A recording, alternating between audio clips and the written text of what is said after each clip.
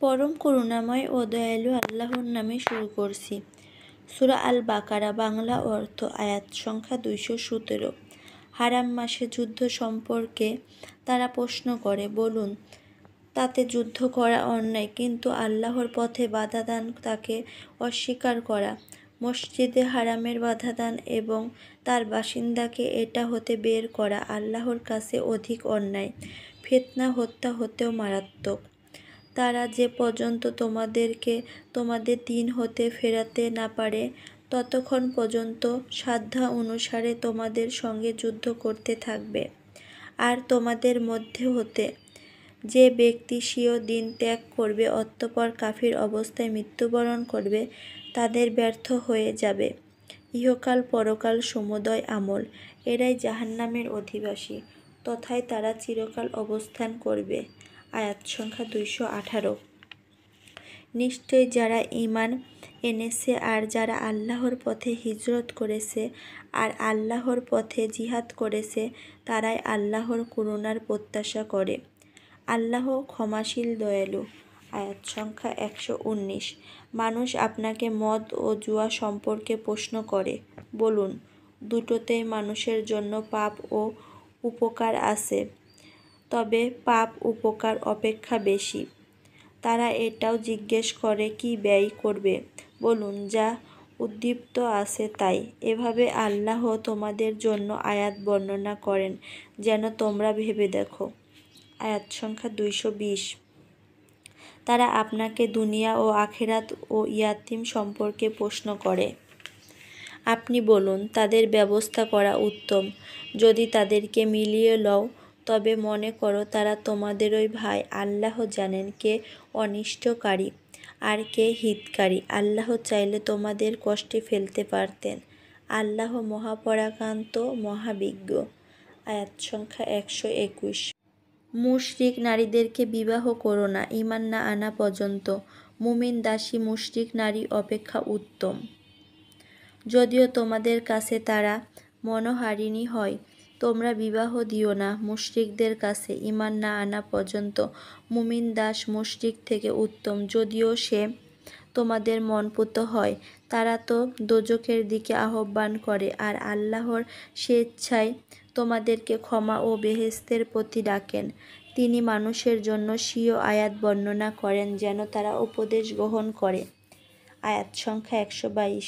তারা আপনাকে হায়েজ সম্বন্ধে প্রশ্ন করে, বলুন, তা অশুচি, তাই হায়েজের সময় তোমরা স্ত্রী হতে দূরে থাকো। পবিত্র না হওয়া পর্যন্ত নিকটে যাবে না।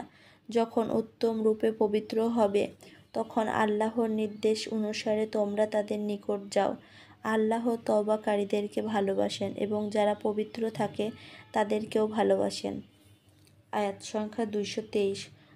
তোমাদের স্ত্রীরা তোমাদের জন্য শস্যক্ষেত্র, তোমাদের খেতে ইচ্ছা মতো যেতে পারো। নিজেদের জন্য আগেই কিছু ব্যবস্থা করো এবং আল্লাহকে ভয় করো, আর জেনে রাখো তার সামনে তোমাদেরকে যেতে হবে। মুমিনদেরকে সুসংবাদ দাও। আয়াত সংখ্যা 224। শপথের জন্য আল্লাহর নামকে লক্ষ্যবস্তু করো না, পরহেজগারী এবং মানুষের মাঝে সন্ধি স্থাপন হতে বিরত থাকার জন্য। আল্লাহ সব কিছু শোনেন, সব কিছু জানেন। আয়াত সংখ্যা 225। আল্লাহ তোমাদের অযথা কসমের জন্য তোমাদেরকে ধরবেন না, বরং তিনি তোমাদেরকে অন্তরের সংকল্পের জন্য তোমাদেরকে ধরবেন। আল্লাহ ক্ষমাশীল, ধৈর্যশীল। আয়াত সংখ্যা 226। যারা স্ত্রীদের কাছে না যাওয়ার শপথ করে, তাদের 4 মাস অবকাশ আছে, অতঃপর যদি মিলে যায় তবে আল্লাহ ক্ষমাশীল, দয়ালু। আয়াত সংখ্যা 227। আর যদি তালাকের সিদ্ধান্ত নেয়, তবে আল্লাহ শুনেন, জানেন। আয়াত সংখ্যা 228। আর তালাক প্রাপ্তা নারীরা 3 হায়েজ পর্যন্ত অপেক্ষা করবে। তাদের জন্য বৈধ নয় গোপন করা যা আল্লাহ তাদের গর্ভাশয়ে সৃষ্টি করেছেন, যদি তারা আল্লাহ ও আখিরাতে বিশ্বাসী হয়। যদি তারা মীমাংসা করতে চায়, তবে ওই সময়ে তাকে ফিরিয়ে আনার অধিকার স্বামীর আছে। নারীদের তেমনি ন্যায্য অধিকার আছে যেমন আছে তাদের ওপর স্বামীদের, তবে নারীর ওপর পুরুষের মর্যাদা আছে। আল্লাহ মহাপরাক্রান্ত, মহাজ্ঞানী। আয়াত সংখ্যা 229। তালাক দুবার তারপর হয় নিয়ম অনুযায়ী স্ত্রীকে রাখবে অথবা সৎভাবে বিদায় করবে। তোমরা তাদেরকে যা দিয়েছ তা হতে কিছু ফেরত নেওয়া বৈধ নয়। তবে যদি দুজনেই আশঙ্কা করে যে তারা আল্লাহর সীমা রক্ষা করতে পারবে না, আর তোমরা ভয় করো যে তারা আল্লাহর সীমা রক্ষা করতে পারবে না, তবে স্ত্রীর কিছুর বিনিময়ে মুক্ত হলে কারো কোনো পাপ হবে না। এটা আল্লাহর নির্ধারিত সীমা, সুতরাং তা লঙ্ঘন করো না। যারা আল্লাহর সীমা লঙ্ঘন করে তারাই জালিম। আয়াত সংখ্যা 230। তারপর যদি সে তাকে তৃতীয়বার তালাক দেয়, অন্য স্বামীর সঙ্গে বিবাহ না হওয়া পর্যন্ত স্বামী তার জন্য হালাল নয়।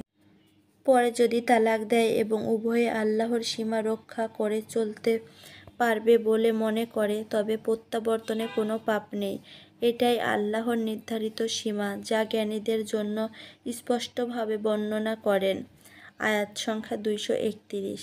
আর যখন তোমরা তোমাদের স্ত্রীদেরকে তালাক দেবে এবং তারা ইদ্যত পূর্ণ করে, তখন হয় তাদেরকে বিধিমতো রাখো, না হয় সধভাবে বিদায় দাও। জ্বালাতন ও বাড়াবাড়ির উদ্দেশ্যে তাদেরকে আটকে রেখো না। যে এরূপ করে সে নিজের প্রতি জুলুম করে। আল্লাহ আয়াতসমূহকে তোমরা হাসি তামাশার বস্তুতে পরিণত করো না। স্মরণ করো তোমাদের প্রতি আল্লাহর নিয়ামত নাজিল করা কিতাব ও হিকমত, যা দ্বারা তিনি তোমাদেরকে উপদেশ দেন। আর আল্লাহকে ভয় করতে থাকো এবং জেনে রাখো যে আল্লাহ সব বিষয়ে জ্ঞানী। আয়াত সংখ্যা 232। যখন স্ত্রীদেরকে তালাক দাও আর তারা ইদ্যত পূর্ণ করে, তখন তাদেরকে নিজেদের স্বামী গ্রহণ করতে বাধা প্রদান করো না। যখন তারা বৈধভাবে আপোষে সম্মত হয়, এর মাধ্যমে তোমাদের মধ্যে যে আল্লাহ ও পরকালকে বিশ্বাস করে তাকে উপদেশ প্রদান করা হচ্ছে, এটাই এ উপদেশ গ্রহণ করা তোমাদের জন্য উত্তম ও পবিত্রতম। আর আল্লাহই জানেন, অথচ তোমরা জানো না। আয়াত সংখ্যা 233। মায়েরা আপন সন্তানদেরকে পূর্ণ 2 বছর দুধ পান করাবে। এই নির্দিষ্ট সময় তারই জন্য যে দুধ পান করবার পূর্ণ মেয়াদ সমাপ্ত করতে চায়। তবে পিতার কর্তব্য যথানিয়মে তাদের ভরণ পোষণ প্রদান করা। সাধ্যাতীত কাকেও কার্যভার প্রদান করা হবে না। আর কোনো মাতাকে সন্তানের কারণে ক্ষতিগ্রস্ত করা যাবে না এবং পিতাকেও সন্তানের জন্য কষ্ট দেওয়া যাবে না। উত্তরাধিকারীর দায়িত্ব ও অনুরূপ। তবে সম্মতি ও পরামর্শক্রমে 2 বছরের মধ্যে স্তন্যপান বন্ধ রাখতে চাইলে তাদের কারো কোনো পাপ হবে না। আর সন্তানকে ধাত্রী দ্বারা দুধপান করাতে চাইলেও কোনো দোষ নেই, যদি তাকে যা দেওয়ার ওয়াদা করেছিলে তা বিধিমতো দিয়ে দাও। আর আল্লাহকে ভয় করো। জেনে রাখো যে আল্লাহ তোমাদের কৃতকর্ম সমূহের সম্যক দ্রষ্টা। আয়াত সংখ্যা 234। আর তোমাদের মধ্যে যারা স্ত্রীদেরকে রেখে মৃত্যুবরণ করে, তাদের স্ত্রীরা 4 মাস 10 দিন ইদ্যত পালন করবে। তারপর যখন তাদের ইদ্যত পূর্ণ হবে, তখন প্রচলিত নিয়ম অনুসারে তারা যা করবে তাতে তোমাদের কোনো পাপ হবে না। তোমাদের কৃতকর্ম সম্বন্ধে আল্লাহ অবহিত। আয়াত সংখ্যা 235। আর যদি সে নারীদেরকে ইঙ্গিতে বিয়ের প্রস্তাব পাঠায় বা অন্তরে গোপন রাখে, তাতে তোমাদের কোনো পাপ হবে না। আল্লাহ জানেন যে তোমরা তাদের ব্যাপারে আলোচনা করবে।